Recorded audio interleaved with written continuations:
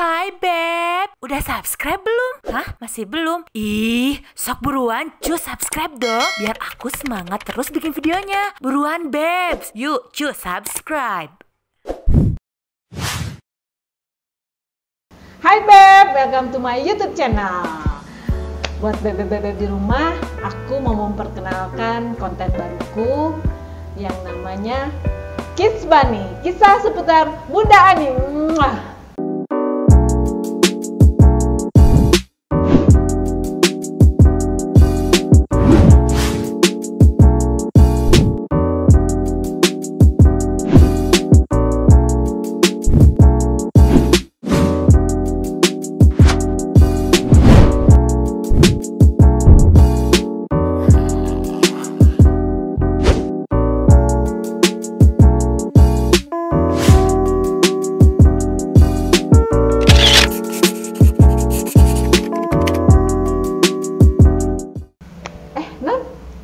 Ada Non? Hai Bun, Gimana kabarnya Non? Bunda baik. Alhamdulillah. Bun, ini kok berasa beda ya hawanya, suasana, setnya. Ada apa ini Bun? Iya kan aku mau memperkenalkan konten baru aku Non. Jadi settingnya itu berbeda. Oh gitu, iya ya. Beda banget kan settingnya? Agak serius ya kalau yang ini ya. Kayak sekarang serius dan saya pun deg-degan. Non. Gitu. Kok aku ikut deg-degan juga ya Bun? Ya pokoknya sekarang gimana Bun? Aku tuh mau sharing aja sih ceritanya. Nama acaranya Kids Bunny, kisah seputar Bunda Ani. Berarti nanti Bunda bakal nyeritain tuh gimana Bunda sebetulnya ya di balik layar, ya kan? Oh iya, nah Bunda tuh kan terkenal ya konten YouTube channel itu kan ceria, happy gitu kan. Nah sebetulnya ada apa sih Bunda Adi itu? Seperti apa sih sebetulnya orangnya? Berceritakan kan? Aduh, jadi nanya nih ceritanya, pengen tahu aku seperti apa. Ya sehari-hari sih aku ya cuman sejauh ini mengurus keluarga aja. Dengan kegiatannya adalah kegiatannya. Terus ya ceria, ya kita kan harus ceria aja kali Non, menikmati hidup lah maksudnya ya. Gitu, membagi energi positif gitu kan. Jadi kita juga bawanya enak ya, positif. Nah cuman kalau ditanya setiap orang pastilah ada masalah. Iya benar. Setiap orang tuh pasti ada. Nah sekarang gimana cara orang tuh menghadapinya permasalahan itu gitu kan. Kadang kan ada kita nggak usah ngeliatin misalnya kita lagi sedih atau ya boleh lah, tapi kan nggak harus terus gitu kan. Nggak perlu diliatin juga, ya kan? Kayak nggak punya duit nggak usah diliatin lah, gitu kan. Iya, tapi masa sih Bunda nggak punya gitu kayak cerita sedih? Maksudnya coba deh kita sharing. Barangkali nih Bunda ada yang pengen di-sharing nih ke aku, ke bebek-bebek di rumah gitu kan. Misalkan cerita sedih atau apa gimana gitu.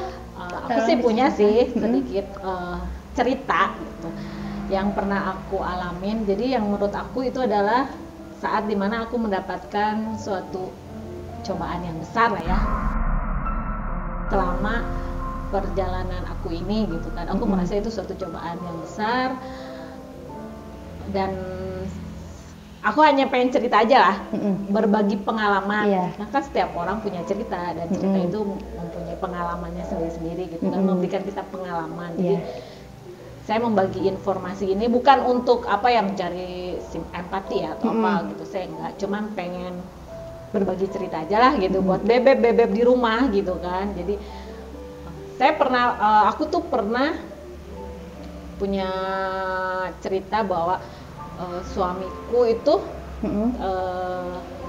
sakit, dan sakitnya itu lumayan lumayan berat ya sebenarnya gitu kan. Dan apakah itu secara sudah lama atau gimana, aku taunya mendadak gitu, jadi shock gitu kan di saat keadaan sehat yang walafiat ternyata divonis gitu kan. Itu membuat aku tuh gitu. Itulah gitu yang mau aku sharing ke bebek di rumah. Jadi mungkin dibalik aku yang heboh atau gimana ya kan? Ya saya punya juga suatu cerita yang buat saya itu ya cobaan lah gitu. setiap pengalaman hidup tuh kan pasti ada hikmahnya lah ya. Iya, Pasti di balik apapun itu cobaan, ya kan, ada pasti ada hikmahnya gitu. Jadi waktu itu awal itu di tahun 2017.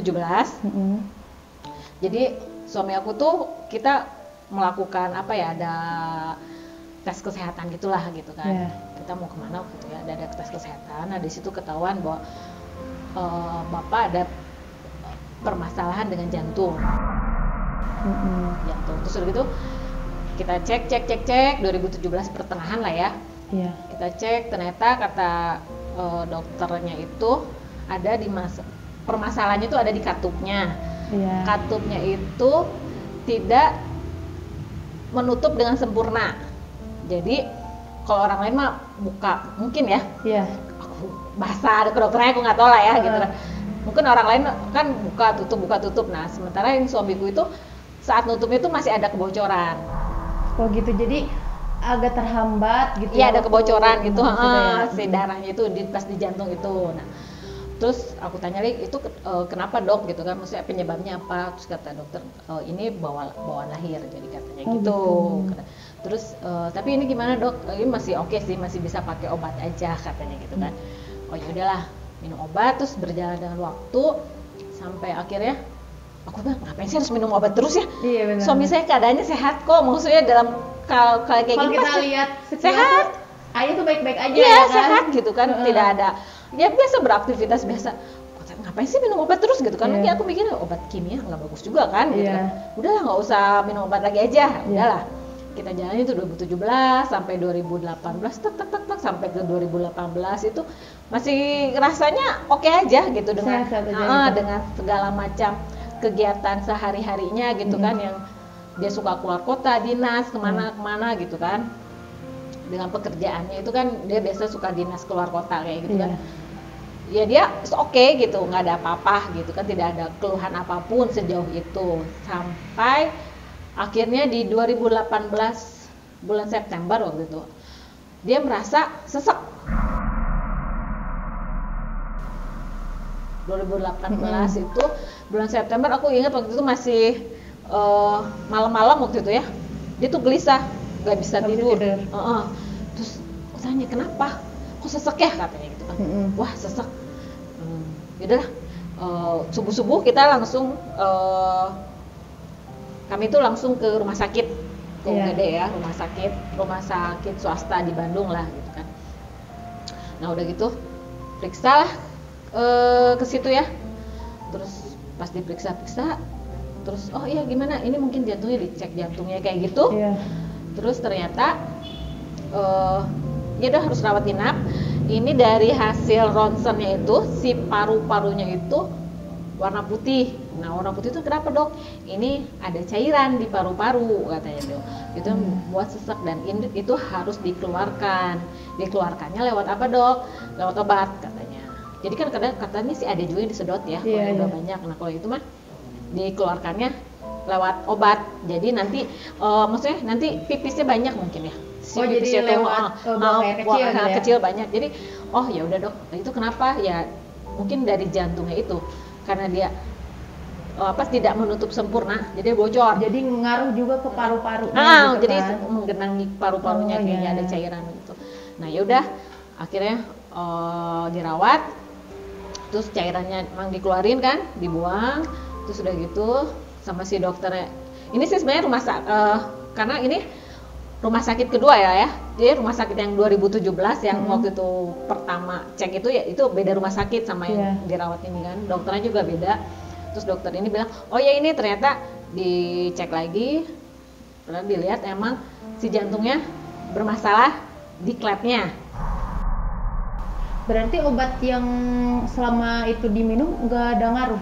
Kan sempat berhenti. Oh sempat berhenti. Kan aku bilang ngapain? Soalnya kan ngerasa bisa oke aja. Oh iya, ngerasa tuh ayah baik-baik aja. Soalnya nggak ada kayak keluhan apa gitu ya. Jadi ngapain gitu kan? Maksud aku mikirnya itu kan obat apa sih kimia ya? Kan nggak bagus juga ya buat ginjal ya. Aku baca sepintas kayak gitu. Aku tidak mendalami penyakitnya. Sampai akhirnya terus ya si dokter yang di rumah sakit ini pun dokter yang kedua bilang oke, ini ternyata klepnya bermasalah gitu kan, tidak menutup sempurna. Jadi sama ya, kita mikirnya sama yang dokter pertama itu. Jadi solusinya kata si dokter mungkin ya emang harus dioperasi.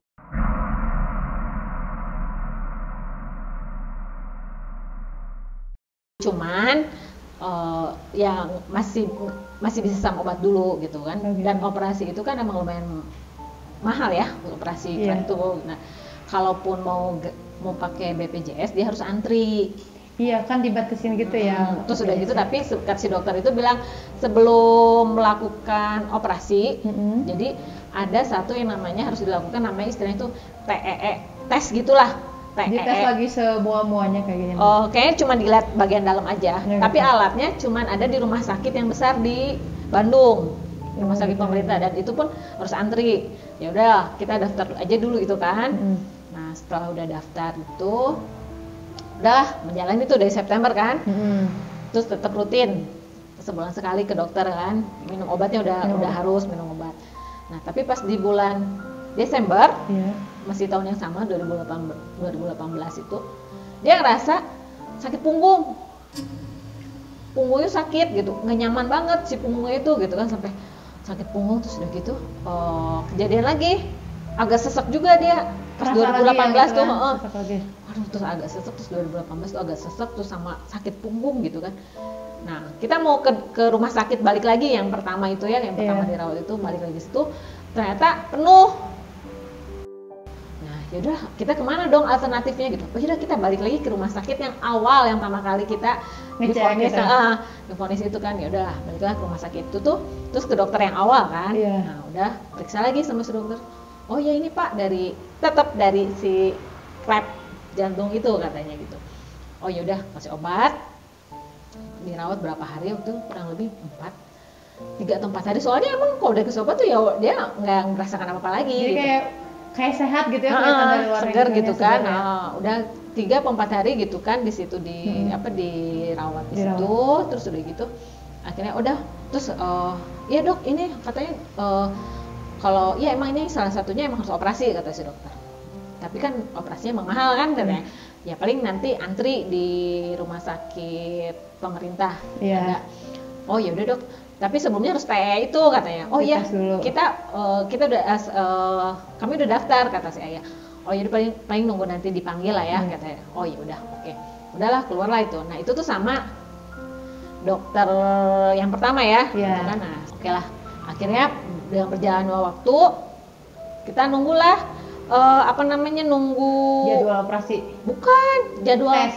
Si TEE-nya itu dulu gitu. Dengan berjalannya waktu kita nunggu TEE-nya itu dulu kan gitu. Jadi dari Desember itu kita menunggu gitu kan. Menunggu dipanggil buat tes itu dulu sebelum dilakukan. Jadi tesnya juga tetap harus antri ya? Iya. Dan itu hanya bisa dilakukan di rumah sakit itu gitu, rumah sakit yang besar itu gitu. Soalnya alatnya mungkin terbatas ya. Iya, alatnya terbatas gitu. Dan ya harus antri gitu. Jadi cuma ada satu. Jadi kalau rumah sakit swastanya nggak ada yang punya gitu kan, itu di situ. Terus Bunda kan baru tahunya itu berarti setelah menikah ya? Iya. Berarti berapa tahun menikah tuh Bunda sama baru ketahuan? 2017 aku nikah 2004. Berarti 13 tahun ya. Terus gimana tuh perasaan Bunda? Tiba-tiba suami saya tuh ternyata sakit, dan sakitnya tuh bukan yang biasa gitu kan, maksudnya sakitnya tuh ternyata jantung gitu loh, maksudnya yang berhubungan langsung sama, maaf ya, nyawa gitu kan Bu ya.